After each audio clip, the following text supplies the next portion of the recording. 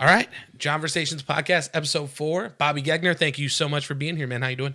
Pretty good. Thanks for having me on your podcast. No, man, I really appreciate it. You know, we were kind of talking a little bit before, and I feel like I'm very fortunate to have friends in my life that I think are very interesting.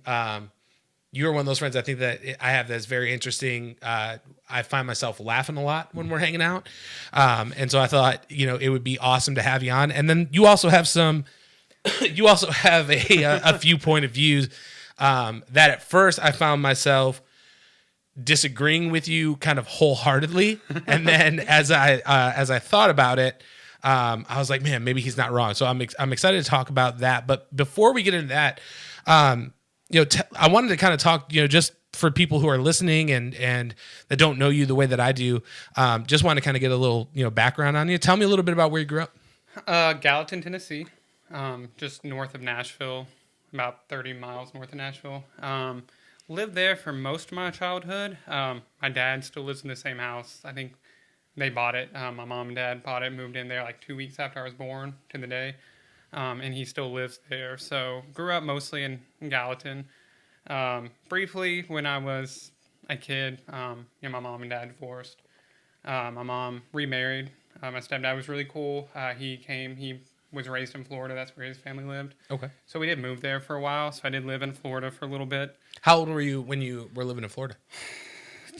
11. 11. Yeah, we moved in 1998. March Okay. 3rd. I actually remember the date of the time when we moved. So that's funny because Nikki was our very first episode.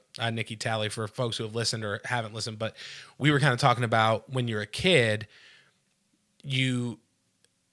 it seems like you don't have memories until you hit like a certain age and then you're able to remember. But before that, it's kind of like, I remember this is what this person told me. And so that's how I kind of remember it. Like, yeah. My mom said that I did this, so that's the memory that I have. Like, were you old enough at that point? Like, do you have any memories from being there, or how long were you there? Or, I mean, in Florida? You remember the exact date, so it seems like you might have been I old remember it completely. It's very weird.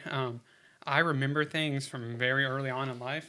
Okay. Like I have very vague memories of, I think my mom and dad split up when I was in second grade. I don't know how old you are then, but like I remember a lot before that. I remember, it's kind of weird. I remember potty training a little bit, just like not clear like memories like I remember every day, but like I have memories and points of that I remember. But yeah, I remember being in Florida pretty well. Over the years, like I've forgotten a lot of people's names, classmates and stuff, friends that I made. But so we moved to Florida, 1998. We were there for like 6 or 7 months. Okay. We moved back to live in Goulitsville with some family for a while, and then moved back to Florida like January of the following year. Okay. We were there for I don't know, like 5 months maybe. Moved to Georgia. I was in Georgia for 2 or 3 months, and then moved back to Tennessee. So. Okay, so you've kind of been we jumped around. I went the South. to 4 schools in the 6th grade. Okay. And missed most of the fall semester. So, yeah, bounced around a lot there for a minute. So how old were you when you settled back here? Let's see. So it was 98 we moved to Florida. So 99. I don't know. I think about 13, maybe 12, 13. I think 12. 12 years old, I came back to Tennessee and we stayed. Okay. Yeah. Now, as a kid, was there anything that for me, and I was lucky enough to meet you through Matt Satterfield, who's been on the show, and I think I've talked about it before, but with my wife kind of working with Rain, his wife, it's afforded me the opportunity to have like some really good relationships in my life. And I know that Matt, was talking about when and I know you guys have known each other for a very long time, but he was kind of talking about, when he was a kid, he was really into making like skate videos and things like that. What were some of the things that like Lil Bob was doing when he was a kid? I was a go outside kind of person.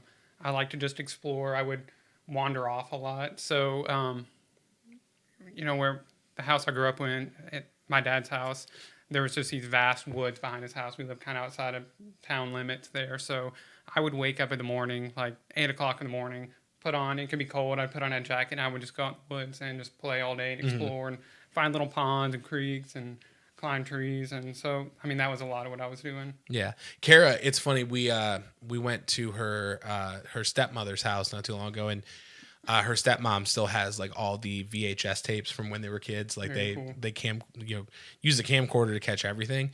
And it was very similar because her dad just gave him a bucket of paint. He had built a tree house. So he gave 3 little kids like 2 buckets of white paint and a bunch of brushes and was like, all right, go out in the woods, have fun.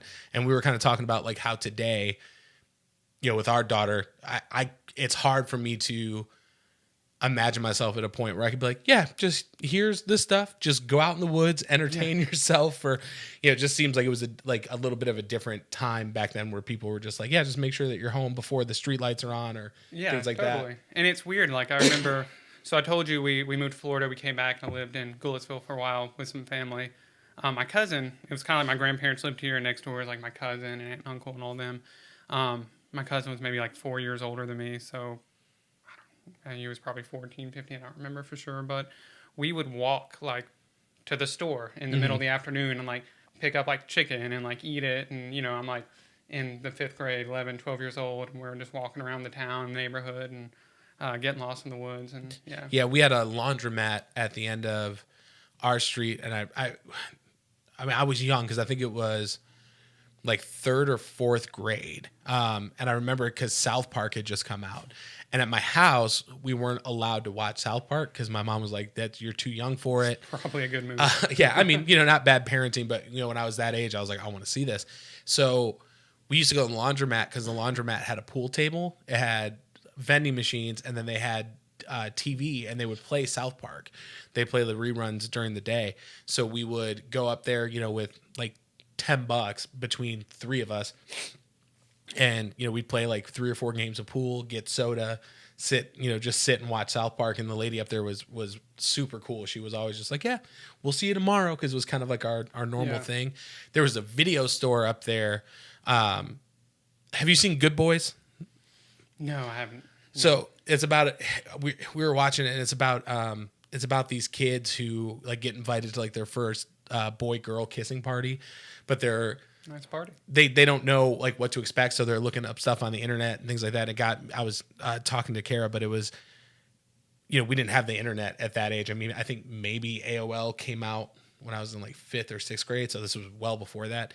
There was a video store, and in the adult section was in the very back, and there was a little hole in the back door, like in the alley. So we would all go in, like literally like keyhole size, where you could just go in and like see like a little glimpse of the cover. So me, my buddy Mark, and my buddy Marty were, 3rd, 4th grade, and all of us are just like huddled up against this one little hole trying to get a glimpse. Yeah, like, did they change the titles? Is everything still in the same order? But yeah, like I said, I mean, I don't think now, people having kids now, I can't imagine having that same kind of like, yeah, just go and wander around and figure out something to do. Like we had a creek behind the house, so we would go do stuff like that. So, I mean, tell me a little bit, as you get older, get into high school, things like that, what were some of the things that you were into? Well, it's funny. You talked about, Matt was on your podcast talking about skate videos. I was, we grew up like 4 houses down from each other. So, I was a lot of times the guy filming him skateboarding. Okay. Doing it myself. He was really into it. I just never committed to like getting really good at it, but really just enjoyed it. So it was a lot of playing in the streets, skateboarding, playing baseball in the backyard, basketball. And that was after I moved back in with my dad, though, which was like, I don't know, I was 12, 13 years old when I moved back in with him and stayed with him until I graduated high school. So yeah, it was really just me and Matt and some of the neighborhood kids just hanging out all the time, playing in the streets. Do you guys ever play like road hockey, anything like that? A little bit.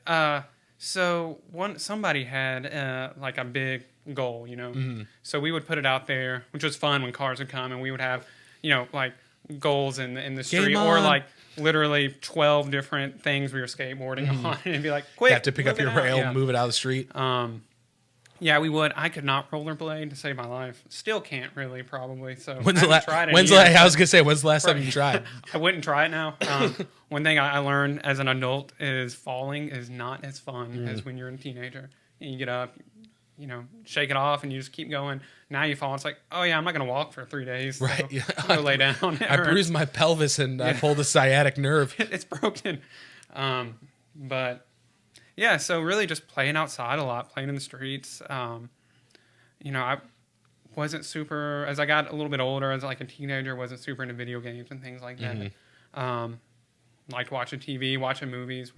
Big horror movie fans, still am. Not really so much into skateboarding. What was your hockey. favorite Horror movie? Yeah, when you were that age. I don't even remember. That's such a good question. So I will say, like, one of my all-time favorite horror movies, even though it still freaks me out to this day to watch it, The Exorcist. Okay. So that was definitely one of my favorites. Although you wouldn't catch me watching it much, just kind of talking about it. Love The Exorcist, The Shining. A few like old classics like The Haunting and stuff. It was just, I would try to watch just about every one of them that came out. And still, like, not so much last couple years, but it kind of got to a point where, like, I'd get with friends to, like, watch a horror movie and be like, nah, saw it, because I would catch every single one as it come out, no matter how obscure it was. I just wanted to see them all. So yeah, I remember it was my middle school girlfriend that I went with. So it was between 6th, 7th, 8th grade. I don't remember exactly the year. But they serious girlfriend. Oh yeah. It was 3 years. It meant a lot. Wow. They re-released The Exorcist, and so you could go see it in theaters. And I remember being so excited. And I'll be honest, I was a little let down, and I don't know if it was because by like that age I had seen, like Evil Dead. My dad showed me like Nightmare on Elm Street when I say like 5 or 6, because there's a picture of me probably at like 6 or 7 years old at a Blockbuster. They had some guy dressed as Freddy Krueger, and they had a big like boiler room background. Yeah. So you went and like, he had like the whole night, he would pose and take pictures. So I've got a Polaroid at my mom's house somewhere of me just like probably this tall, just like super excited to be there. There's a scene where he's in the library and it's like really, really quiet. He's doing the research. I don't know if you remember, but like the phone rings and it's like a jump scare. That was the only part of that movie where I was like, oh my God. And then the rest of it, I was like, okay, like it's a good movie, but I think it just, because I had seen so much before that, it didn't really hit me. I was like, kind of like, this drags a little bit. I probably haven't seen it since I was a teenager. So I wonder if I go back and like watch it now, if I'd appreciate it a little bit more. Yeah. So I watched it a couple of years ago, and it didn't like chill me as much as it did when I was a kid. So, and that's kind of what I find. Some people are like super freaked out by it and love it, or like just scared of it. And then other people are like, that's nothing. Why are you scared of that movie? And it's weird. I didn't grow up.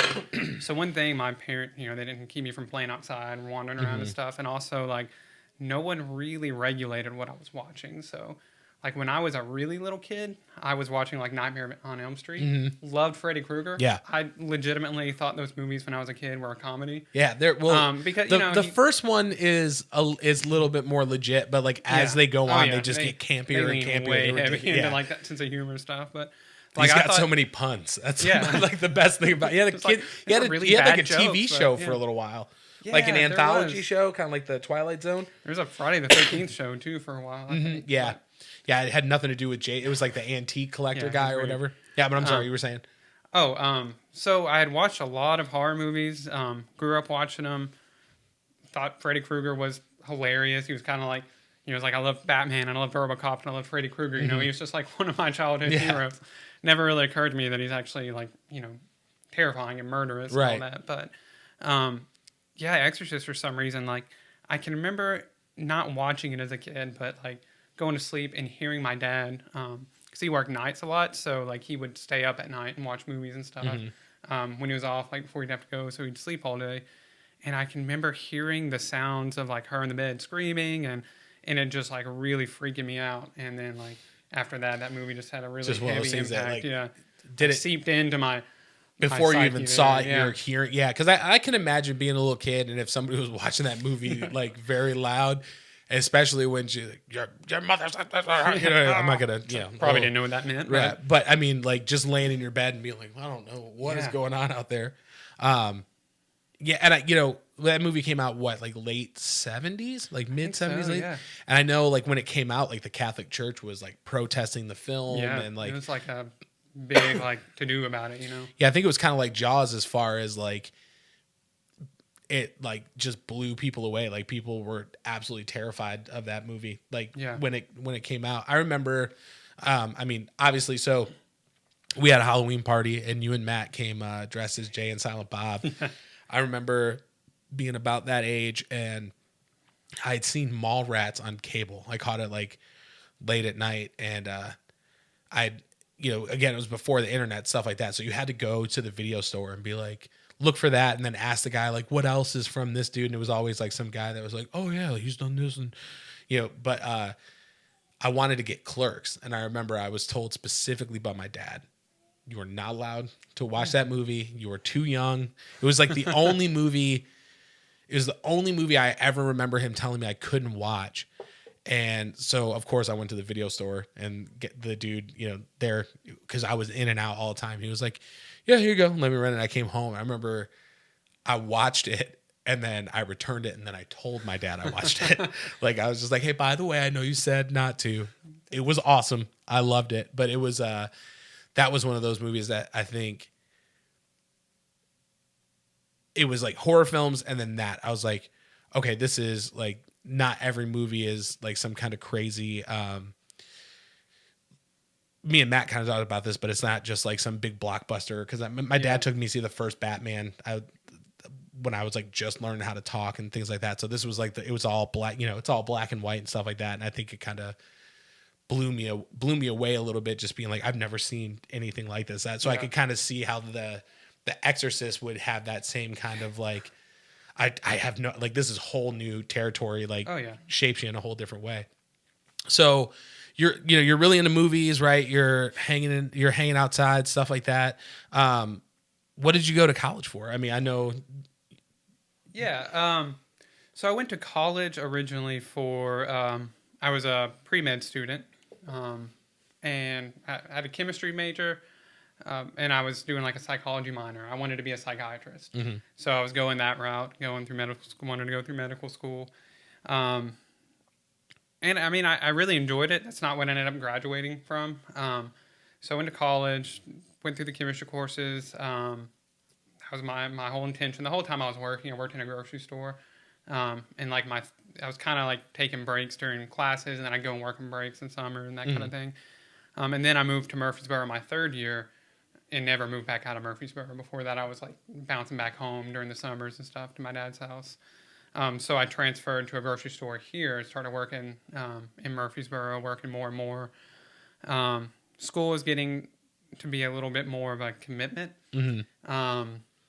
At the same time, I was playing in a band, and suddenly like it went from we were just kind of goofing off to like, we're playing shows and getting some attention. And I was like, man, I need money because we're playing these shows, and I need, I need better equipment. I need more stuff. And I was having a lot of fun with that, but I didn't have a lot of bandwidth to be like a pre-med student. And got to that point where like, you're supposed to shadow physicians. You're supposed to like volunteer and do all this extra work. And I'm like, no, I want to start working full time. And I was just getting really burnt out on it. Had taken a bunch of psychology courses and really liked that. And kind of got introduced through that to industrial organizational psychology. Okay. So that's what I ended up graduating with after my third year. I basically, the spring semester of my junior year of college, just flunked everything. I mean, truly, like, I just started blowing classes off. It was just kind of like a big transition point in my life. Band was playing a lot, but also like I had just broken up with a girlfriend I'd been dating for like 5 years. Just a lot of outside stuff. Yeah, a lot of outside stuff, and a lot of just losing interest and realizing that I didn't want to go to med school, and I was getting really bored with what I was studying. Flunked, basically just crashed and burned. Started playing a lot more music, doing shows, doing a lot, just practicing, and also turned 21, so started drinking a little bit, Yeah. and then a lot for a while, but ended up going back to school in the fall, but changed my major, and then just went part time. And honestly, it took me like 8 years to get a bachelor's degree. I wasn't going the whole time; like I would take a semester off, and sometimes I would save up money so I could pay for my tuition. Sometimes I'd get a student loan because once I went part time, pretty much all the grants and scholarships all kind of burnt Right. up. So yeah, just kind of kept working, kept doing my thing, and eventually graduated with IO psychology. Awesome. So what was the name of your band? The Mother Superiors. The Mother Superiors. So were you guys like? I'm gonna guess. Were you guys like like a jam band kind of thing, or like a funk kind of thing, or what? What kind of music did you guys play? No, not a jam band. It was very bizarre.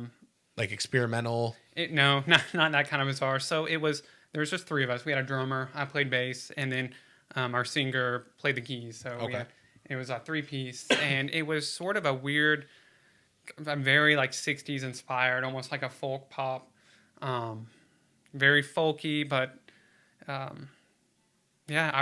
best I've ever come up with. It was kind of folk pop. That was something. Is it on like Spotify, or is there anywhere anybody can find it now? You can find it. So there's a website. The Mother Superiors. Yeah. Check it out. Check it out. That record is gonna go like just start getting huge. so many plays so out of big. nowhere. So it's on. Used to be on we had a MySpace. That was in those days. So, and then there's this website called Our Stage. Are you familiar with it? Yeah. It was cool. So we started recording some stuff, and we put something out there, and it wasn't even finished. Like we kind of had a problem with the vocals. We had to re-record the vocal track, but we threw it out there, and it went in this competition to play Bonnaroo that year. Oh, and that's awesome. In the entire country, we were like first place. Sweet. So we were super excited, and we just started campaigning really hard to get it because we thought this is gonna be awesome. It'll be really fun to play Bonnaroo. That could be huge around here.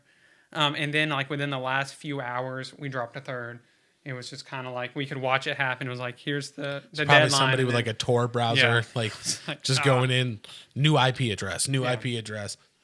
So, but then it's kind of cool. After that, we we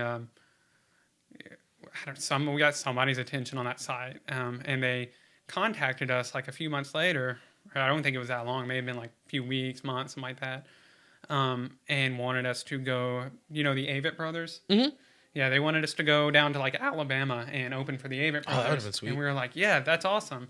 And I don't really remember what happened. We didn't end up doing that. I think what it was is I couldn't get out of work. And I was trying to arrange that, and it seems kind of dumb now. I'm thinking, why didn't I just call out? Right. What was going to happen? But it was like 2 days later. We had to go down to it was like 8 hours, South Alabama. So yeah, it did end up happening. I think we kind of set on. I was trying to work it out, and then they had to move. And so yeah, it's crazy because I've known you for a few years, but that's something that I didn't know, and it's kind of nuts to me because I was in a very similar situation. So I graduated from high school and I started playing with this band called the Rising Tide, and we got a deal from a very small record label out of Michigan. And so the next 2.5 years, we go out for a couple months, come home, go out for a couple months, come home. And then I left that band and started, I played bass in that band, and then I played bass in the last band that I was in, Robots in the Garden. And I was like, you know what? Everyone goes to college. I need to go to college. Like if I don't go, then, there's something wrong with me. I'm not living up to my potential or anything like that. This is the next step that I'm supposed to It's take. what everybody does. Yeah. So I went and I did a semester, and I could not have cared less at all about those because we were doing the same thing. Like we were playing 4 nights a week. We'd be in Lansing one night, and then from where we live, Lansing is the capital of Michigan, but from where we lived, it was probably about 45 minutes to an hour. So we'd play the show there, load up the trailer, get home by 1:30, 2 in the morning. I'm supposed to be at class at 8 in the morning. So it's like I didn't exactly what you said. Like it was something I was passionate about that took up all of that bandwidth from go to school. Or, you know what I mean? That I stayed in my pizza delivery job because I'd be like, hey guys, I got a show Thursday, Friday, Saturday. I'm not, So I have way more flexibility doing that, as opposed to like being like, I'm going to be in school and, you know, go full time. And I did that semester. And yeah, I think about going back now, but you know, at the time I was just kind of like, I don't think I knew what I knew that's what I wanted to do. And I think tell me if you agree, but I think when you're, especially at that age, right? Because how old were you when you were in the band? Like you said, right about 21. Yeah, I like, think I started when I was like 19. I think 20 is Okay. when like the band really started playing a lot and actually getting a little more like serious. Like, hey, maybe we can actually start playing shows at some point. So, yeah.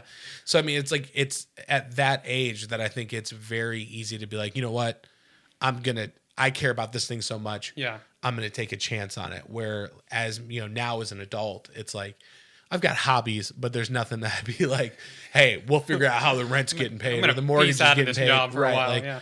sorry guys, I'm you know, playing 12 coffee shops this Yeah. week. I'm taking, you know, 2 weeks off of work or whatever. So Sure. I think it's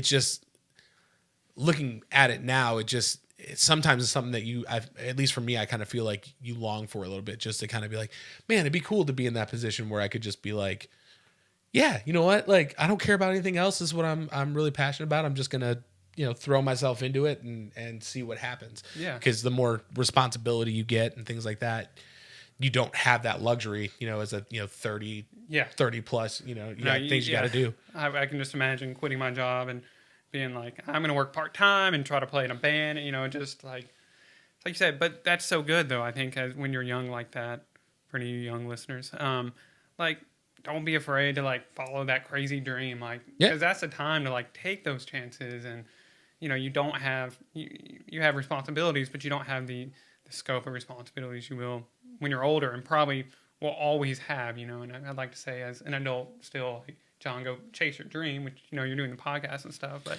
like you said, like how, you know, you got a kid, you have mortgage, wife, right. That's why I do it here. It's because, yeah, listen, I don't have time. Like, if I don't have time to pack all this stuff up and like if you like, I would love to have you on, but can you come here and hang out and like sit down? Because I got too much stuff going on.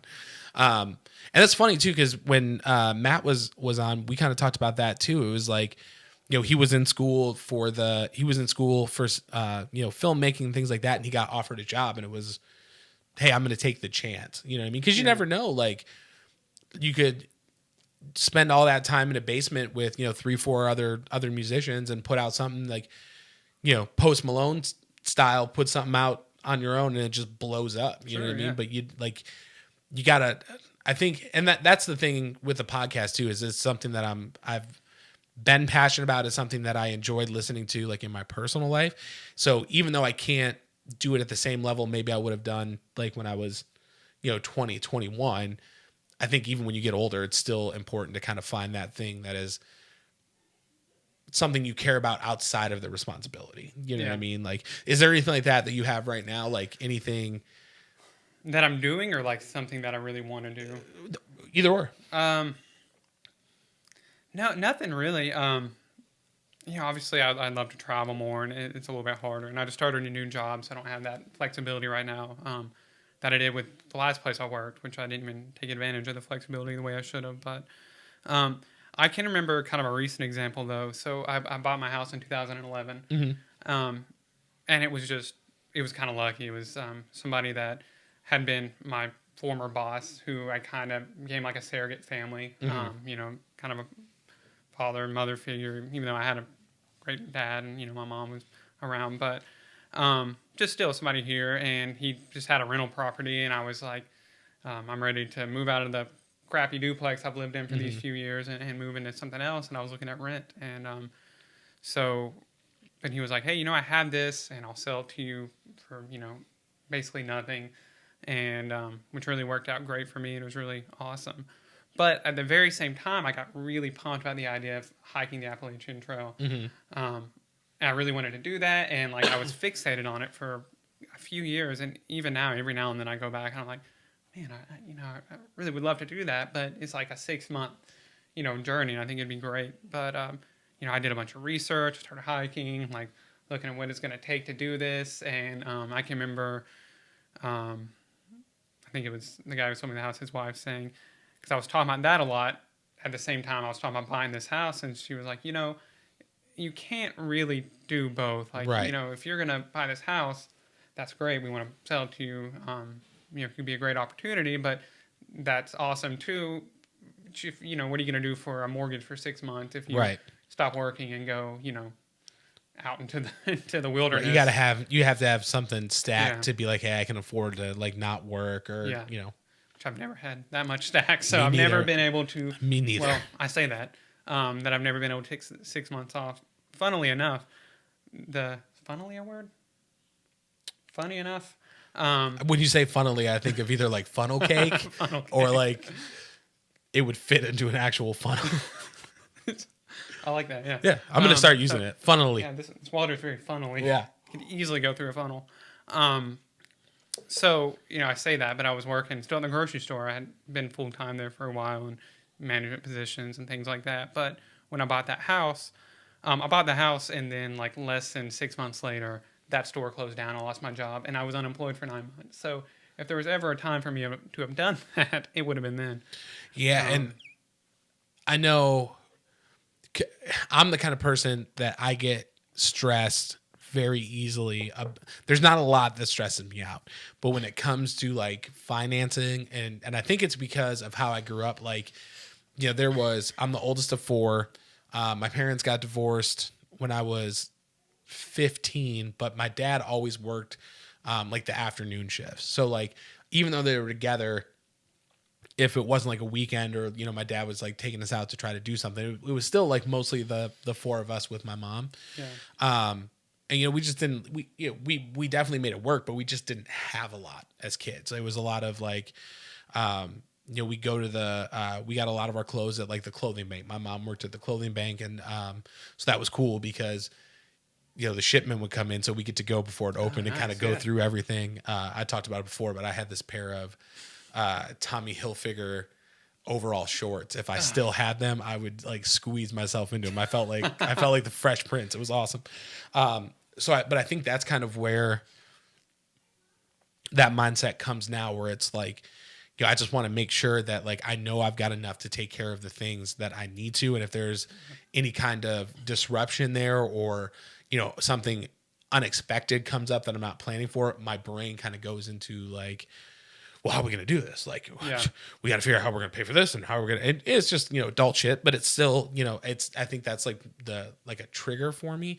So I could very much see like, if you're looking to take that step, because that's kind of like the step into adulthood is being like, okay, like this is mine. I'm purchasing this. And I know too, like that, because that's still the same house that you're living in now, right? Yeah. And you've done a lot of work to it. I know you have a beautiful accent wall. I will tell you that. It was Emily's idea. I can't take credit for the aesthetics of the home, but yeah. She's a smart lady. Yeah, it is. When I had that, I was telling you before, but we had that apartment in Michigan, and it was like the smoke shack, because like we would just be chain smoking inside, and it was really just like two single dudes living there.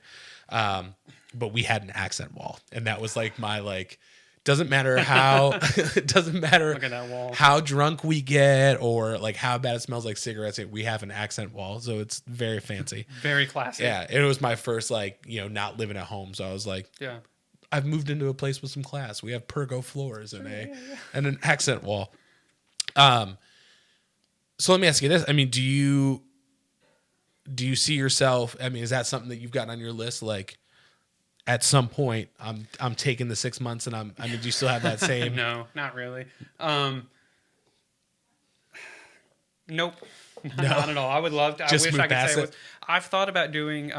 Some people do it in pieces. So like, you take a week, you hike this section, and then you basically later on you take a week and you hike, from where you left off to the next point.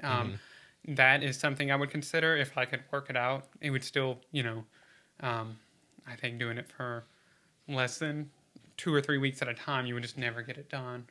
But I may do that one day. But, the older I get, the more unlikely I think it becomes. And it's not that's the same. okay. It's not like a dream that I'm dying over. I'm glad to have the house. And I think you said in one of the episodes of your prior episodes, like, you have a house, you have a family, you have a job. Like, this is it. This is what you want. And, that's kind of where I'm you are gonna have a wife very soon, so congratulations. Yeah, thank you. Very excited. You guys both definitely have great taste. I think you've both done very well for yourselves, not just one way. And that accent wall. I mean, we came up with that accent wall. Oh yeah, that's fantastic, right? Yeah. So I mean, right. I mean, that's great minds. So at first, I thought you said that accent, and I was like, I don't want to.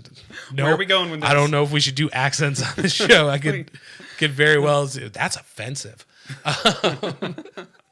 But yeah, man, it's like again, I think it's kind of a bandwidth. It's like when you're younger, you've got these things that and then you start getting real responsibility, and then that takes place of that. It's like, I've got a house, I've got to pay for my car. Like, you're gonna have a spouse pretty soon that you guys are going to be supporting, and that's a whole nother, like, I mean, you guys have lived together for a while and been together for a while, but it's like, I know, like, when me and Kara made that move and we first moved in, it's like, okay, you got to figure out how to, like, I think it's weird because before you get married, there's still that, like, oh, I mean, I could just leave.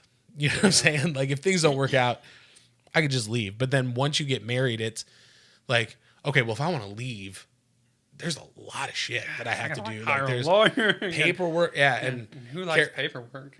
Kara says all the time, she's like, I want a divorce. And I'm like, no, you don't. And that's always the end of the conversation. I just shut it down like that. But it's like a I wasn't expecting it, but it's like your relationship kind of, it's because, we've been together, I want to say, she always corrects me, but I want to say coming up on 8 years. And it's, when we got married, I wasn't expecting it to, like, feel any different, but it's like the day after, you're like, wow, we've made this is a completely different kind of, like, commitment and trust. And, I mean, I think it's awesome. You know what I mean?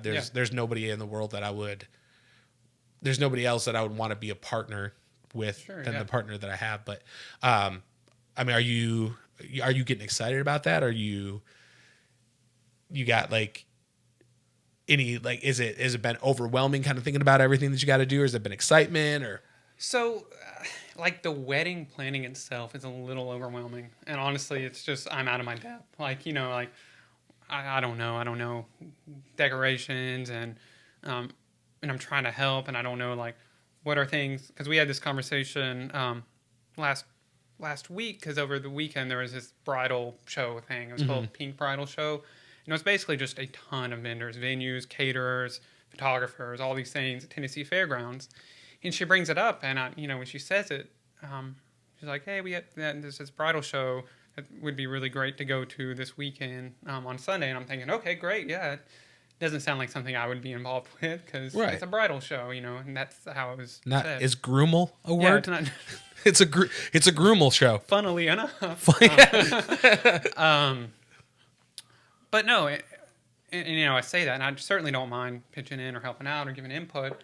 But I was just like, I didn't know, and then we had this big conversation. I was like, truth is, you said bridal, and I didn't know whether I was supposed to go or not. Wouldn't even be like, almost encroaching on, like, bridal things for me to be there, but it was a thing, and it was not geared towards brides. I think everybody assumes just brides are going to be there, and it was definitely more it's just like kind of like more a wedding, like brides and their moms and bridesmaids and stuff. But really, it was super helpful, a lot of information, and I'm glad I went. So just kind of like figuring out what do I need to do and what's my role. And I'm not a party planner at all. Like, I'm not an event planner. That would not be my specialty. Yeah.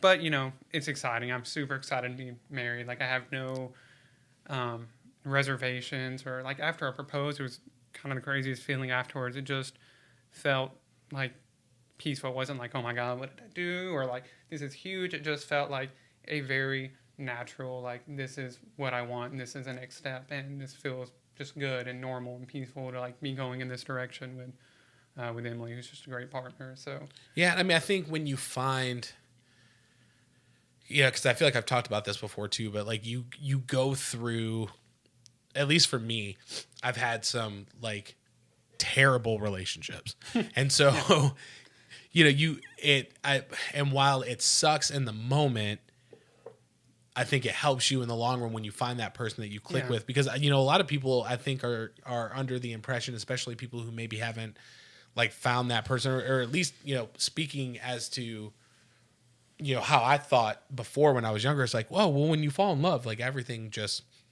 you know I'm in love and everything's gonna work out. You don't have to put any effort to it because you know we're meant to be together. And I've butterflies and she looks at me, and then when you find the real person, you're like, oh, like shit, this is going to be like, we have to work at this. And, you know, that's one thing, you know, that Karen and I have always said is like, yeah, we're married, but we're partners. And like, if you're going through something, I need to be there to hold you up and help you through that and vice versa. And it's really weird too, because it seems like, I don't know if it's just because we've been together as long as we have, or if it's just how people work, but it really seems like if one of us is freaking out, the other person just happens not to be. Like, and it's really weird because like I'm not somebody who freaks out very often, but it's good to know that like very seldomly are we both like in a frantic state together, be like, I don't know what we're gonna do, you know, because there's like, and I don't know if it's just because again, you know, we've been together as long as we have, and we can read each other like that, but that's definitely something, you know, as I've gotten older and, you know, we have a daughter now and things like that. It's the things that the perspective that you see things in as you're older is definitely, you know, oh, for sure. You're like, oh yeah, like I can really appreciate the fact that I've got somebody who like wants the best for me and wants to work with me to succeed. Supportive and like somebody I want to support, and kind of like you said, you hold each other up. And I mean the whole idea of like you just fall in love and everything's easy, and it's a beautiful thought. And I think there's, you know, some like strong argument for like love really helps make things easier and work. But I think really like you find someone that you feel that way about, but you also like really want to build something together, you know, in that partnership. And it's just a choice. I think you have to make that choice every day, like, because sometimes it's going to be tough. Sometimes it's like, you know, this is really hard, or we didn't get along. You know, Emily and I have been together for a couple of years now. We don't have a lot of those moments. But it is. I think it's just like it's somebody you find, you think, you know what, for better or worse, I want to try to like, for better or worse, make this work like every day. Like I want to wake up and like, hey, I'm going to choose you again today, and I want to. And it just comes naturally to like want to support that person and hold them up. And yeah, I definitely get what you mean. Like one of them is upset, and like the other one, it's really easy to stand up because you kind of, you know, take on that role. So yeah, it's you ever watch that Married at First Sight show? No, but I love this idea. Oh my God. So if you've never seen it, what it is, and they're on season, Kara got me into it, and I'm way more into it, I think, than I should be, but I can't help it. So basically what it is these people that are like, hey, I'm sick of dating. I haven't been able to find anybody. They go to this TV show and they're like, match me with someone. And so they have like one guy is a therapist. I think they're all therapists, maybe. There's a lady on there named Dr. Pepper Schwartz, and they call her Dr. Pepper, which I think is really funny. But they essentially like you fill out like, hey, what you're looking for in a mate, blah, blah. You do all these interviews, and then they match you with somebody and you marry that person. Just like sight unseen. Yeah. Wow. Like you don't see them until they're walking down the aisle in their wedding dress. And then you've got 6 weeks to basically decide like if you want to stay with that person or if you want to get divorced. And so I think like, especially being in, like you were saying, right? Like, hey, like I wake up every day and I make the choice that doesn't matter what this day throws at us. Like I'm there for you. You know, I want the best. I think that's the thing that kind of makes that show work. Cause you can see the people that are like, you can see the people that are like, hey, I really want to be married. Like I came here because, you know, cause I want to find that person I want to be with. And then you can, like, there's been some people on there that you're like, okay, you just wanted to be on TV. There was one dude that was like taking his wedding ring off and going out and like partying, taking girls home and stuff. Yeah, like I said, I'm like you're in too deep. Yeah. tell me what you think about this. And I'm a little nervous to say this on the show, but this has been an idea that I've been kicking around for a very long time. So it's on TLC. Okay. I want to go to TLC and I want to pitch an idea for Pregnant at First Sight.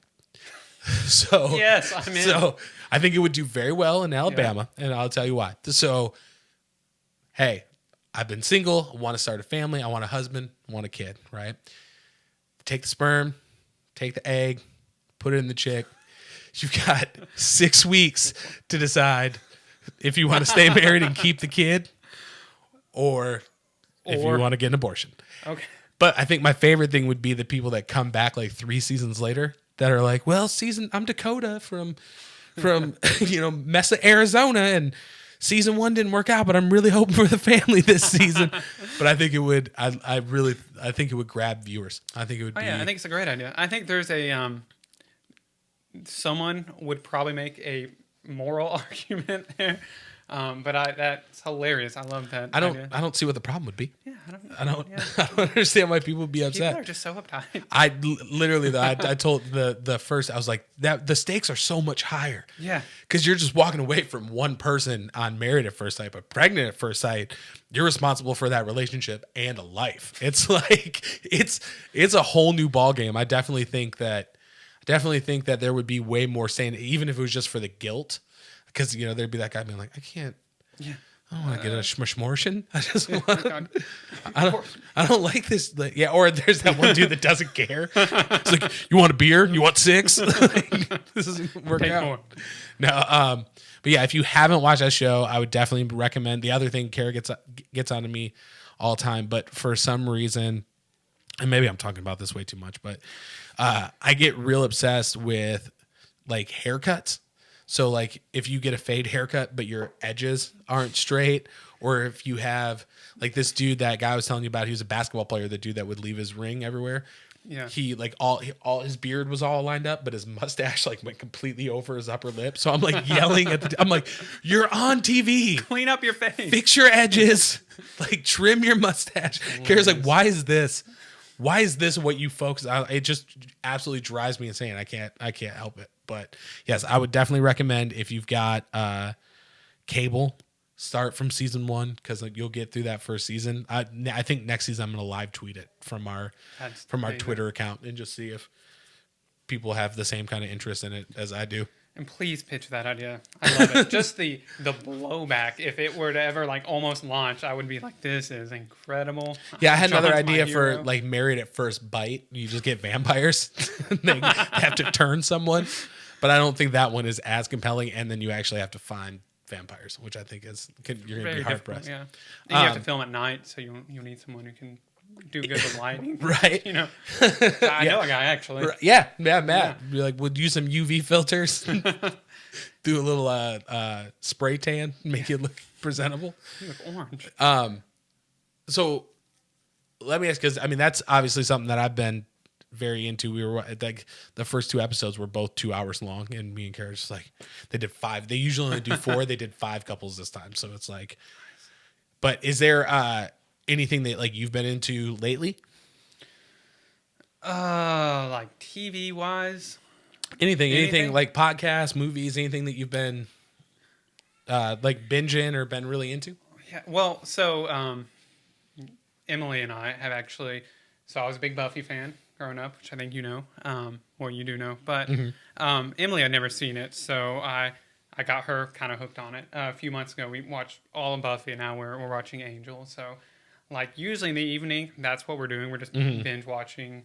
We watched all 7 seasons of Buffy. Now we're all, like, season 4 of Angel. I think there's 5 seasons. So, been watching that, enjoying it.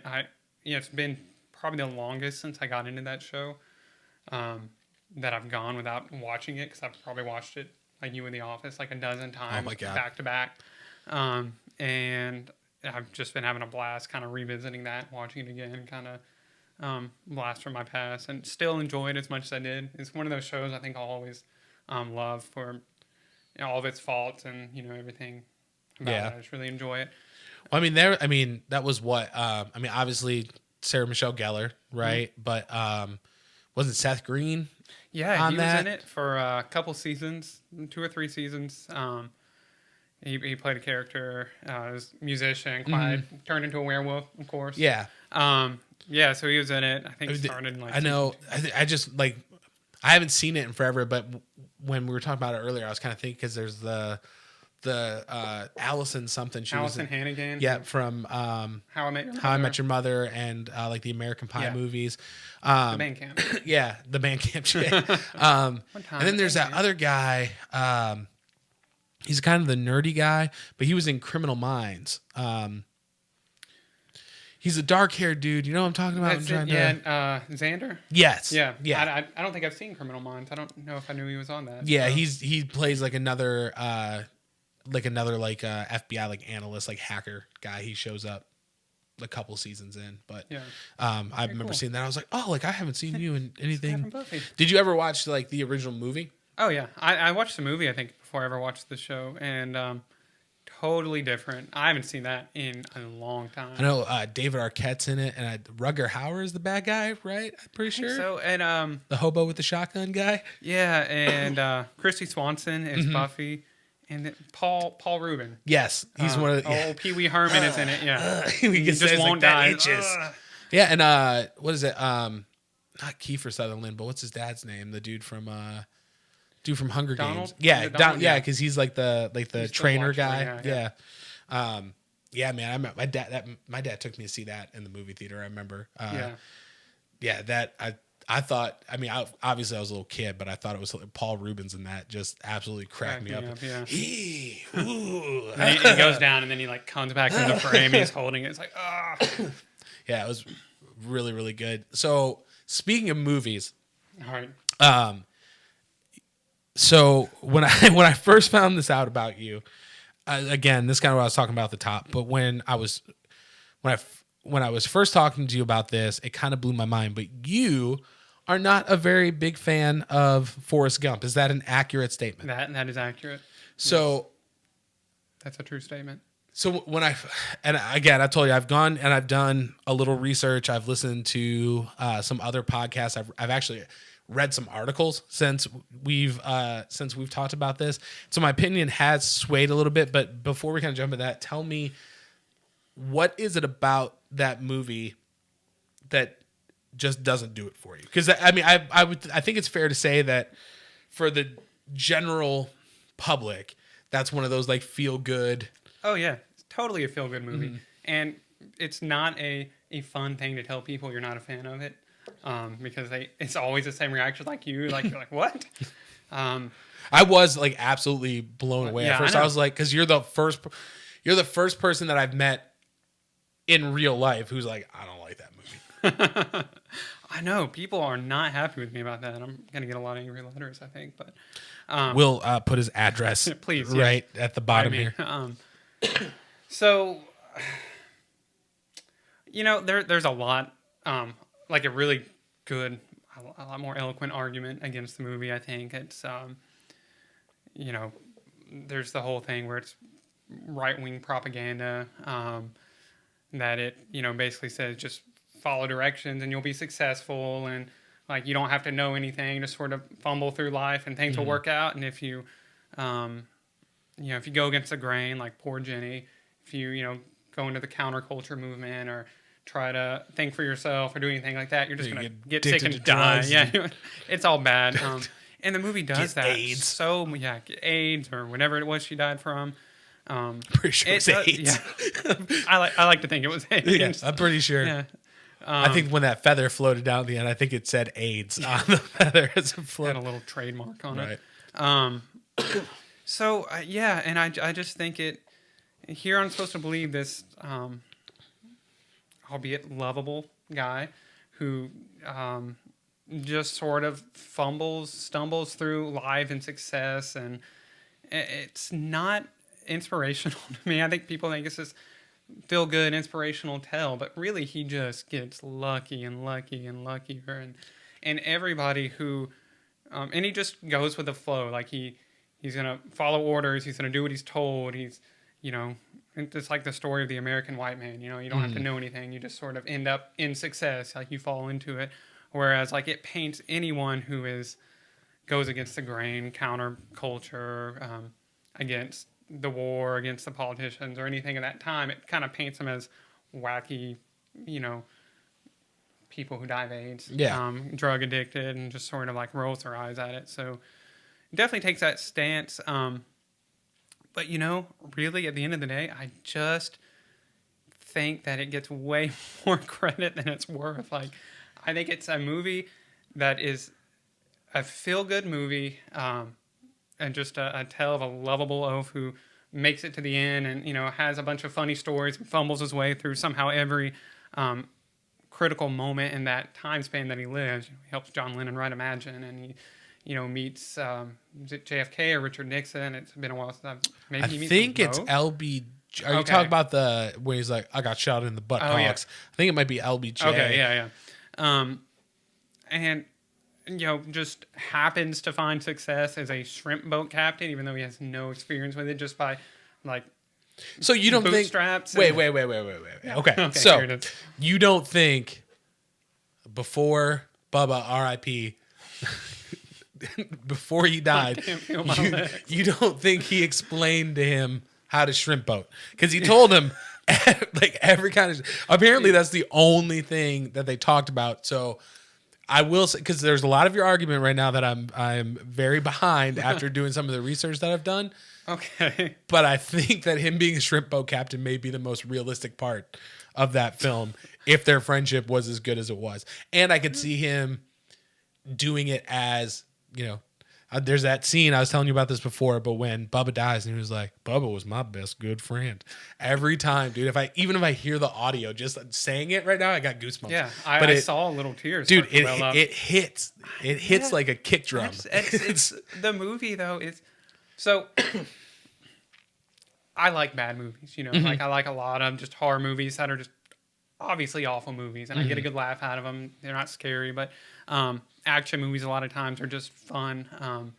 Forrest Gump is just a overly sentimental, just saccharine, sweet, unlikely tale of someone just fumbling into success over and over again, and I don't think that makes a movie... I think it's too beloved, and someone needs to step up and say, "Wait, it's problematic." Yeah, it's problematic. Oh, and it's very like, you know, he's like a star athlete suddenly, and you know he's talking about war the Black hero, Panther Party. and he, you know, yeah, he does everything, and it's just without any knowledge or like he's just an amazing ping pong player. Suddenly, I don't know, like it's like. Plot convenience after plot convenience, and I don't think it's an amazing story or amazing movie, and people celebrate it like it's this monumental, great work of art, when I think, no, that's just like emotional, like pandering almost. Like so when we first talked about this, I had it in my head because I told you if Forrest Gump is on, I'll stop. And it'll like if I'm flipping through channels or whatever, I'll stop and I'll watch it.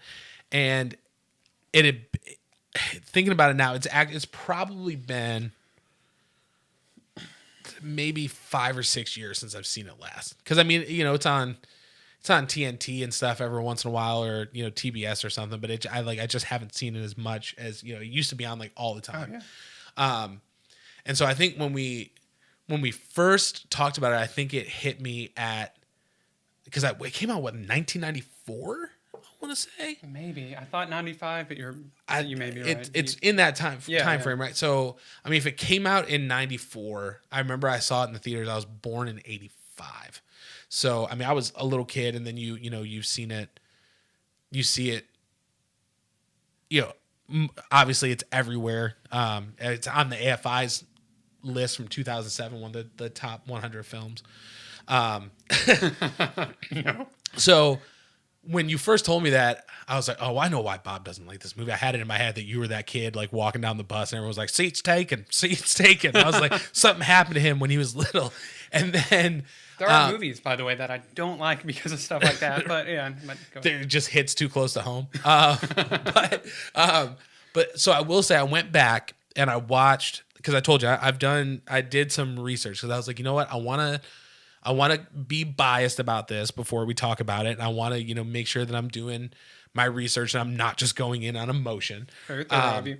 So, yeah, I went back and I watched some scenes, and then for anyone who is listening who isn't aware of this, there is a wonderful podcast. It's called Unspooled, and they are going through the 2007 AFI 100 greatest movies. Very cool. Going through each film, doing the whole list.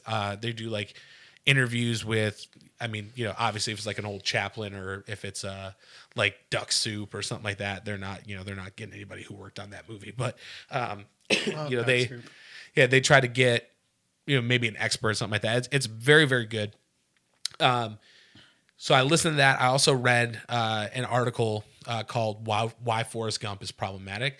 And as an adult, I don't think that when I was a kid, I picked up on it. And maybe it's because I, like, number one, I didn't know the things that I know now, right? Like when I was, you know, 9 or 10, I mean, I didn't know what the difference between a Democrat or Republican was, or, you know, Jenny's getting sexually molested by her dad. It's implied that she's getting assaulted by her dad at like that's like how that movie opens. It's like the very beginning of that movie.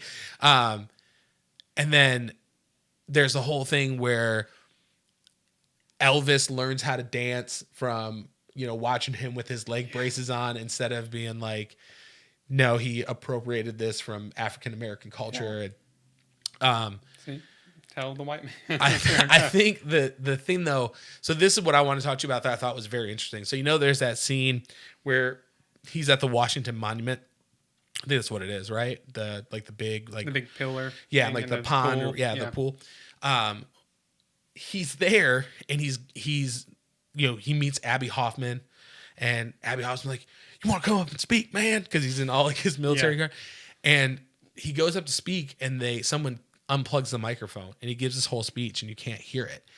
And I was like, why would you not?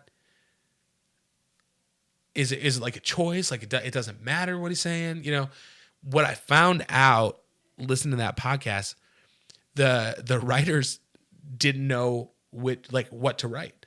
They were like, well, we don't want to be like too right. We don't want to like lean too right. We don't want to lean too left. So like, oh, just unplug his mic. And that to me, I was like, oh, that's lazy. Like they wouldn't even take a stand on it. Yeah, a lot of that movie, it you're exactly right. It doesn't say it does very well paint anybody who, like, Abby Hoffman is kind of painted as a buffoon, right? Yeah. The Black Panthers are kind of painted as like ultra violent. Like I think one of them is like slapping Jenny around or something, and Forrest has to step in, and then you've got Jenny, who, by the way, treats Forrest Gump absolutely terrible. Yeah, like she's awful to him through that entire film. Like when she's doing like the topless karaoke, and the dudes, like she's playing guitar, but she's like in the strip club or whatever, and the dudes are being abusive, and he rescues her, and she's like, "Fuck you for," you know what I mean? Yeah. Like she treats him like garbage the whole movie, and we still root for him to be with. So looking back on it as an adult, I have to say, and it breaks my heart to say this because I feel like it's kind of taken some of my, like, that childhood optimism away. But as an adult, I'm like, yeah, you're right. Like they're either they don't take a stance. It's lazy storytelling. It's very, very lazy, or they take a stance without necessarily taking a stance. And I can't really think of. I mean, there's no other movie really that I can think of that does anything like that. I mean, is there anything that comes to mind? Like, you know, it's funny. There was something, and I wish I could think of it, very recently, where I watched it and just thought that movie couldn't commit to an idea. Like it wouldn't follow through with anything, and it'll probably come to me like the tail end of this recording or something. But yeah, that I think is a prime example, though. Like, and the creators say, and I kind of believe them, that they weren't going for like right-wing propaganda, like that kind of bent. I think it just kind of worked out that way. Mm-hmm. But I think they didn't do anything. They just wanted you to, like, here's what we want you to do, and how much we want you to feel, and how we want you to think, and like we're not gonna build up to it or make it make sense. Like Forrest and Jenny, like why on earth would you root for them to get together? Do you know that's based on a book? Yeah, I hear the book is kind of like a little more crazy though. I heard the book is absolutely insane, and then there is a sequel to the book. That too. And apparently the sequel to the book is like he goes to Iraq and like ends up like taking out like I mean, definitely don't quote me, but from my understanding, like he ends up taking out like an Iraqi like war general, and then he gets like thrown in Iraqi prison. It's like, it's crazy. Okay, you've seen Tropic Thunder, right? Yeah. Thinking about it I was like, oh, this is Simple Jack.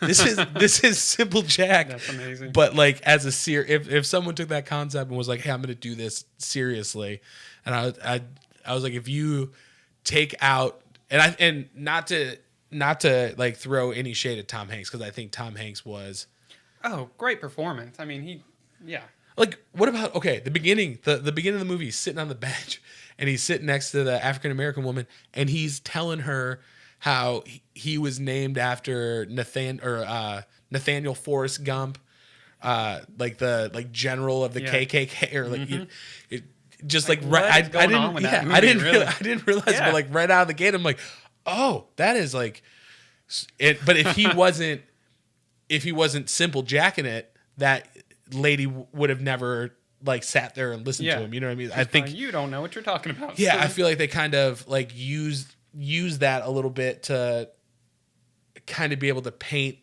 some of those pictures that they did about people on the left and things like that. So it breaks my heart, but I do have to agree with you after if I can just persuade one person, I've made a little difference in the world. I'm jaded now. I don't. Yeah, I jaded somebody. I'm divorcing my wife. It's a lot of paperwork. I'm hiking the Appalachian Trail. I'm not touching my beard for 4 years. I'm done. I gotta stop talking to people. I'm ruining lives. So, I'm gonna in the letters gonna say you can thank Bob and Forrest Gump for destroying me. But yeah, man, I guess that when you first told me that, I was like, I know, dude's out of his mind. That movie's so good. And then I went back and was like, no, it's not. Absolutely terrible. So let me ask you this: has there been anything? This is a big year. This has been a big year. I mean, they just announced all the Academy Awards. I know that you're a movie guy like me. Anything up for nomination that kind of sticks out to you, or anything like that, or anything that you're like, oh, this was awesome? Anything that you don't think should have been nominated? I don't know. Honestly, I don't think I know all the movies that are nominated. It was Once Upon a Time in Hollywood was Best Picture. Joker, Best Picture. Love that. That was a lot of fun. Fun may not be the right word, but that Parasite movie. It's on Netflix. I think it's all in Korean. I haven't committed to that one yet. I think there's a war film. The only thing that really sticks out is that there was a big deal about there not being any women directors. It's like you've got like Quentin Tarantino, Todd Phillips. Yeah. I will say, I saw Joker not too long ago. I don't know about you, but that movie absolutely blew my mind. Like my jaw, from about like 15, 20 minutes in, I was just like, the whole time, it blew me away. I thought it was so good. What did you? Yeah, it was fantastic. It was. I mean, it was so good. And it's like kind of heartbreaking to watch it almost. And like, you go through it and you watch this guy and you just think, geez, what else are they going to throw at this guy? And then, but then quickly you're like, oh no, my sympathy is gone. Like, you crossed a line. But yeah, I mean, I watched that movie thinking, man, that was so brutal, and so good, and such a good drama, and blew me away. Yeah, I definitely, for folks who haven't seen, like, I don't want to like spoil anything, but just like you said, for me, I was kind of watching, I was like, did this guy become what he was because of what life threw at him, or was he always like that and it just took the certain things happening to unleash it? The other thing that I liked about, and I thought it was Joker. Yeah. Well, like, cause like, when it first came out, there was like security guards at movie theaters and people were like, this is going to inspire incels and stuff like that. I was like, horse shit. I was like, and then I watched it and I was like, this, even though it's set in the 80s, and tell me if you agree with this or not, but I definitely had like almost like a sense of like the present and watching it. Like I was watching it, I was like, oh, this could very well, sure, yeah, be today. Oh, I think it was huge social commentary, and I mean, and as far as the movie goes, I felt like it really took a stance of like, this is somebody it's slipping through the cracks of society. Like society is failing this person and creating. I mean, basically, the city that they live in is creating this homicidal maniac. Which I mean, it's not really a spoiler. I think right. Yeah, I think everybody knows what's going to happen. Trying to be really careful not to give anything away, but so yeah, I think like. Well, also at this point, if you haven't seen it, like, yeah, I know. It's on you. What's the statute on these kind of things? I think with this one, because I think this one is still okay. So the movie starts out like this, just and it ends like, right. Now, I will say one thing I did notice. Right, so obviously De Niro is a big like driving factor. While I was watching, I was like, oh man, if you put someone like, let's say it was like Joe Rogan, right, and like instead of like a talk show, it was like his podcast. I was like, it would play out you could literally swap him out. And I think again, it would just make it like, hey, this is today, right? Cause it's the same. I don't know. It just really struck a chord with me as far as like, these are, and maybe it's always been like this, but like, these are issues. It seems that, kind of, cause you look at like Taxi Driver from the 70s, like a lot of the same themes running through that. And this takes place in the 80s. I mean, we just hit 2020 and a lot of the same, mental illness, gun violence, things like that. Sure, those are still things that, 30 years we're still talking about it and trying to figure it out and not really moving the needle very far on a lot of these issues. Yeah, I thought it was really, really good. Yeah, brilliant. Definitely paralleled today a lot. Yeah. I think we were talking about it a little bit before too, but you have to watch that. You Don't Fuck with Cats on Netflix. It's rough. So it is definitely, it's a hard watch, and for people who don't know, I kind of talked to you a little about this before, but it's about this guy who wanted to be like a model and an actor, and he created all these like fan pages to himself and created all these like fake Facebook accounts that would follow him. And then he was taking his picture, and like he'd find a picture of a guy at a in a Lamborghini with some supermodel next to him, and he would like Photoshop his head on or cut himself out of a picture and put him in like Rome or Greece, like he's this world traveler. And when his career didn't pan out, he started kind of making these like gruesome videos that went viral with animals, and he eventually moves into people. But the whole story, it's insane. Yeah, dude, it's absolutely nuts. But the craziest thing about the whole thing is the way that he was caught was it was people on Facebook, and they were like, we're not going to let this happen.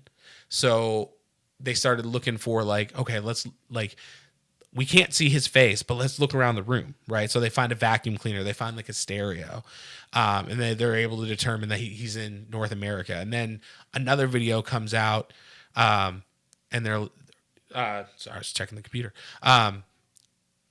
Another video comes out, and they're able to pinpoint another piece of information. Then they think they know it. They finally think they know it's this guy, and they're using Google Maps. Like they find a selfie of him, and they're using Google Maps to like find out, okay, what gas station is this? How many gas stations are in this area? They do the 360 view, and they find the building, and they give all this information to the police.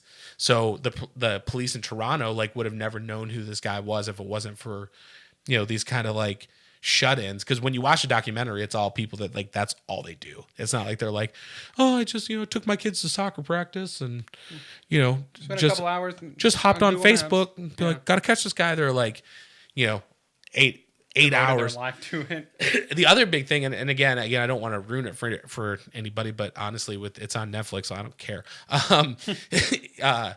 They kind of were talking about like, were they feeding into, like, would he have kept escalating if this group of people weren't like, we're going to find you?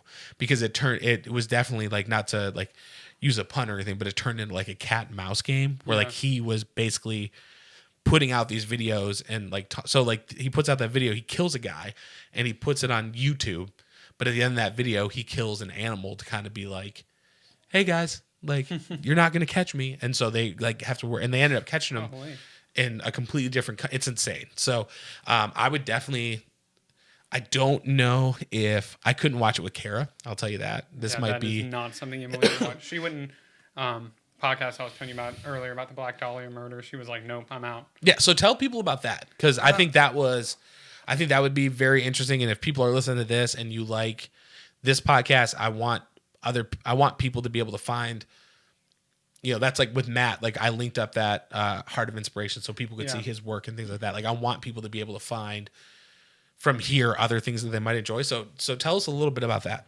Yeah, so The Root of Evil is about the Hodel family. And kind of the patriarchal figure of the Hodel family, George Hodel, was a suspect in the Black Dahlia murder. And it's weird. So it's them kind of like giving evidence, but talking about their family and their family's experience. So basically I guess it would be his two great-granddaughters are the ones who did the podcast. And I think it kind of mirrors a documentary that came out recently too, but it just follows like the evidence and the story of like their mom was George Hodel's granddaughter and was given away at birth and raised to think that she was biracial. Anyway, I'm trying to say without giving anything away.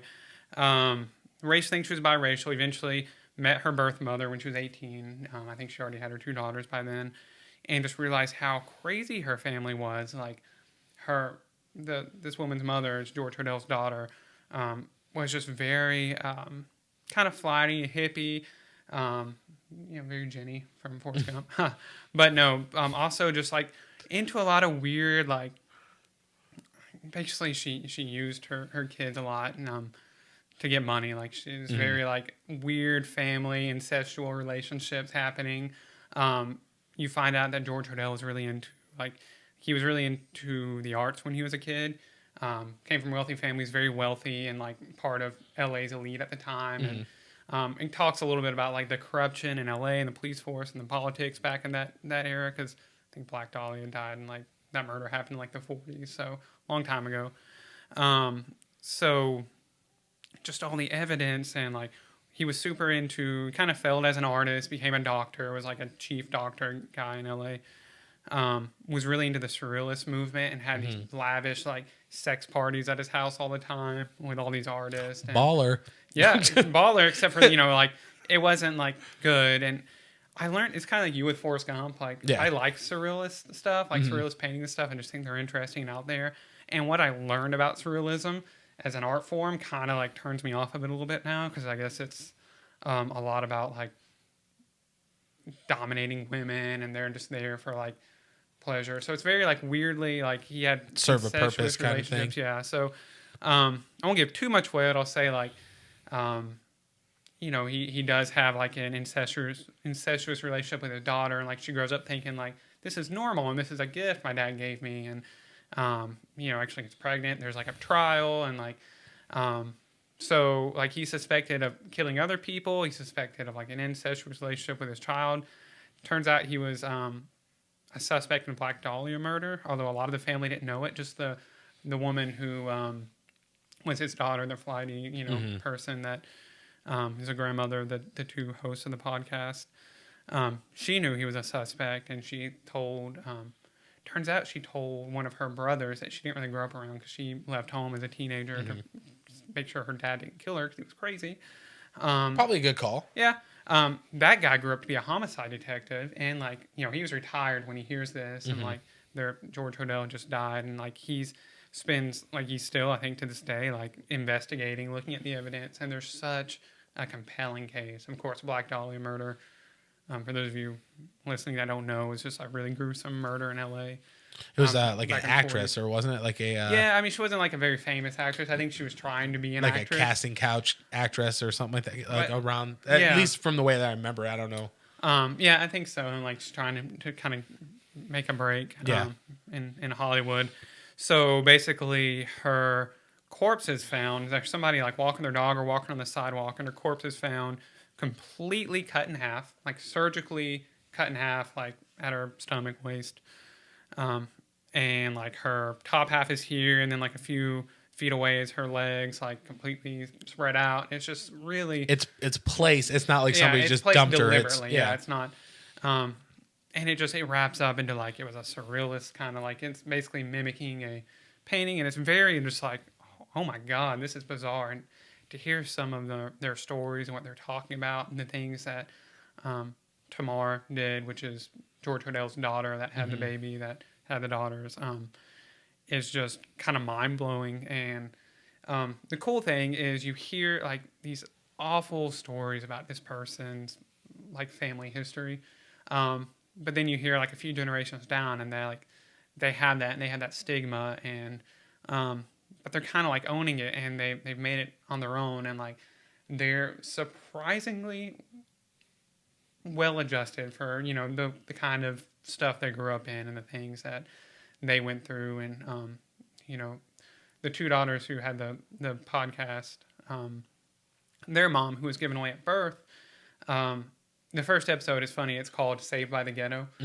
because somebody told her along the way, I don't remember who, that she was saved by the ghetto because she was given away to, basically they found a bathroom attendant and said, this is a biracial baby, our white family can't raise it, so you take it. So she grew up thinking she was black. She had black parents. Yeah, she's like, that's got to be like, yeah, and she talks a lot about like, that's like that was my identity. Like I kept it's like if waiting Rachel for, Dolezal wasn't crazy. yeah, Like, exactly. you know what I mean? It's and like she held on to it 'cause she grew up believing that, like, that she had a black father and like she was biracial, but like she was a strawberry blonde, pale. She kept thinking her skin's gonna darken, and she said it really stunk because like she held on to that. That was her identity, and like, I'm just really really light enjoyed skinned. that. Yeah. But her skin never darkened, and it never happened, and she was never black. So it's just interesting. But she grew up away from the Hodel family, away from all that. So she's super, like, she comes into this family, finally meets her mom, and her mom has all these other children. And her name, actually, her birth name is Fauna Hodel. And then Tamar's next daughter, she had a daughter after her, and her name was like Deborah Elizabeth, which George Hodel insisted she name her middle name be Elizabeth, which the Black Dahlia's name is Elizabeth Short. So that's a little weird, right? I just really like it. But she changed her name to like Fauna too at some point, like Strange. because yeah, it's just very strange. But like, so she's really well adjusted and having like a good childhood, a little bit off, but a good childhood, and kind of helps like hold this family together and keep them, and kind of like keep the kids safe from their mother, her mother, but also like kind of like put perspective in there. And by all accounts, was just a really like stabilizing factor in this family. But yeah, they're all well adjusted and like, well, not well adjusted, but as much as they could be. When you hear what they go through, it's kind of like, oh my God, how can anyone even make it through that? But yeah, it's crazy too, because I think that happens a lot. And I actually saw something on social media the other day. It was like, I did not have a healthy childhood. My child will. You know what I mean? So I think it's, and I talked about this a little bit with Nikki too. It's like there's the kind of people that either say like, this happened to me, so this is why I am the way that I am, and this is my excuse for, I had a shitty childhood, so I'm allowed to be a shitty person, as opposed to being like, yeah, you know what, some terrible things happened to me when I'm younger. I've learned that I don't want that in my life going forward, so it's always cool to, I mean, even in something like this where it's just like a crazy, I mean, that I can't imagine being like, oh yeah, I think my grandfather cut a woman in half, and you know what I mean, just like sprawled her out somewhere. But to kind of find out you have a whole different family, everything like that, and still manage to be like a well-rounded person, I think that's I think that's something to be proud of. Like I definitely want to check that out. I would also tell you, if you're into that, have you heard of In the Dark? No. Sounds amazing though. Yeah, like so In the Dark is about this little boy. His name was Jacob Wetterling. My apologies if I get his last name wrong, but I believe that's it. And he goes missing. They rode to the. That's another reason. You know, I was talking to you about like how we used to go up to the video store. Yeah. Which, by the way, do you miss going to a video store and just like walking dude, around? you know what? I like, really do. Yeah, that's the best. I worked at Blockbuster when I was in high school, and the best part about that was you could take anything home. Like you could take up to 3 movies at a time. And it was, I talked about this before, but when Matt was on, but there was this movie SLC Punk that I absolutely, great movie. Dude, I absolutely loved it. I dyed my hair blue, like Steve-O. Heroin Bob, right? No, well, Steve-O had the blue hair, Heroin Bob. Yeah. Okay, I remember now. Yeah. The best though is Devin Sawa when he's got all that acid in his pockets and he's being chased by the security guard and he goes through the sprinklers and it all just like goes in and shows it like sinking into his leg muscle and just fries him. But I had the blue hair and then I had to go swimming in high school for physical fitness and it turned into like the tidy bowl like aquamarine. I was so pissed. But I had my blue hair and I was working at the video store. And I wish there was some. My mom refused to take any pictures of me at that time. She was like, "I do not ever need to like look back and see you." I'm not gonna see one. No, around the room. No, and she was super mad because my grandmother was coming into town to visit, and I did it like the day before. So she was real angry. But yeah, I miss. I love the convenience of not having to go anywhere because I'm kind of a homebody anyway. But I felt like I found some of the movies that I love the most just walking around the video store. Yeah. Like Boondock Saints, I would have never seen that if I didn't see the cover at Blockbuster or Family Video and be like, oh, this looks crazy. Or like the first Evil Dead, that's how I like the original. That's how I found that. I super miss it, and it's crazy because there's still some that like if you go to Ashland City. There's a video store / like pizza / arcade. So I've got like pinball machines and stuff. You can go in there and rent video and get like a pizza to take home. Well, we still have a Family Video in Murfreesboro. Really? Yeah, and it's weird. Like we went there, Emily and I went there like a few months ago just for fun. I was like, let's do this. This is awesome. And it does feel like you go back in time. But, you know, they've diversified a little bit. They have like a little like disposable cell phone counter in there, and I think they sell CBD products too. Like, it's kind of like we got to make this work because people aren't buying these. You want to rent a movie and get a quick buzz? Yes. Yeah, I mean, I don't even know. I think if I walk into Family Video, I'm pretty sure I'll be arrested on sight. I'm pretty sure I still have some. If I look at my DVD cover, I almost said CBD covered. If I look at my DVD cover, I'm pretty sure I have a couple of I don't want to say stolen. I'll say extended rentals. I think. Well, they'll just ask for the late fee, I think. Yeah, I think it'd be cheaper to put. Cheaper to put the kid through college. I've had since like 2000. Oh, yeah. So who knows? Rack up. And they're like terrible. I've got like the true history of the Amityville Horror. Like it's like some like real bad Amityville documentary. But yeah, this In the Dark is this little kid, him and his friends, they're riding to the video store down at it's called the Tom Thumb, which I guess is something in like the Northeast. I wasn't familiar with it, but they're riding to the video store to get like candy and a movie. And when they're riding back, this car pulls up and abducts this kid.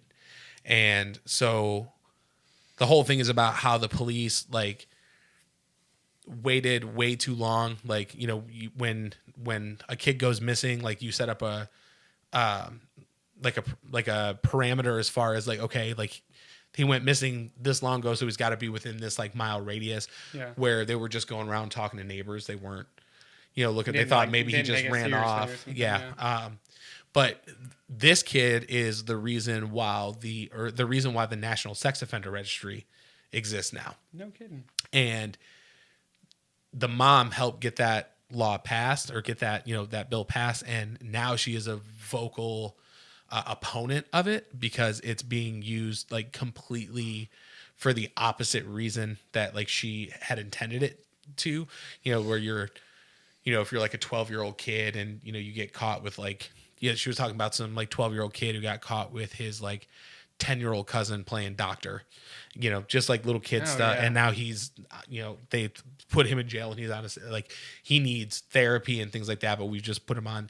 It's super, super interesting to hear about like the actual case itself. And then they catch the guy who did it, obviously, but just to kind of learn about like how that came about. Cause it's been a thing since for as long as I can remember. And I was always just like, yeah, like, you pee in the street. Like that was the big thing is like, make sure you're not out peeing in the street because you can go on the sex offender registry. Yeah. It's a big fear of mine, by the way. I'm always afraid, like, I grew up like peeing in, like outside in the woods and stuff. I'm sure you did at some time too. And I would never do it like in a playground or something, but I'm always like, I'm super cautious. Even like if no one's around, I'm like, I'm not going to pee on this trail. I went to I went to high school with a kid who had a few drinks in high school and decided that he was going to just drop a load in the middle of the road, like in a neighborhood.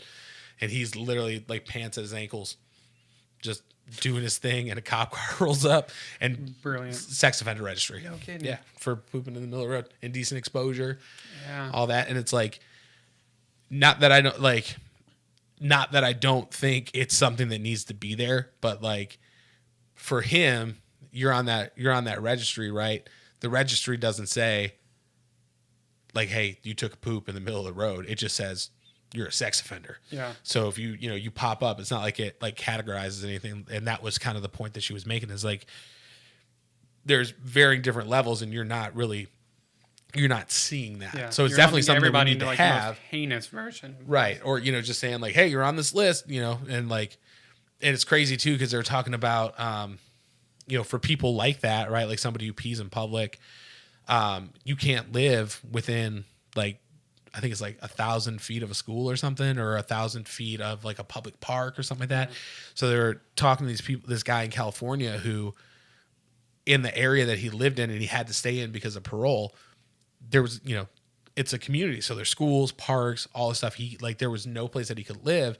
So there was literally an industrial park, like an abandoned industrial park, where it was just tents and cars. And like, you're literally all these people on the sex offender registry, like had to live there because he's like, and I didn't want to get out of my car because, I'm not like these people going after kids or going after women or something like that. Like I had something very minor when I was younger. I don't want to get out of my car to go to the bathroom at 2 a.m. because I'm around a bunch of like people that are crazy, but I don't, so it's just, the story is very, very good, but it's also, it kind of makes you think about things a little bit differently when you kind of think of that registry and the way that people are putting it, because it's just something I never thought about. So it's very interesting. But well, I mean, we've been going for a little while, man. I just want to say thank you. I really appreciate you coming in. I would absolutely love to have you back if you got some time sometime. Just come back and kick it. It's fun, man. Like I'll be honest. A lot of the guests that we've done so far, have been they're great stories, but this was really a lot of fun just to like come in and just kind of hang out. Yeah. This has been one of my favorite episodes so far. So I really do appreciate it. Yeah. I had a great time. Thanks so much. Awesome. Well, we will see you guys later. Thank you so much for tuning in, checking it out.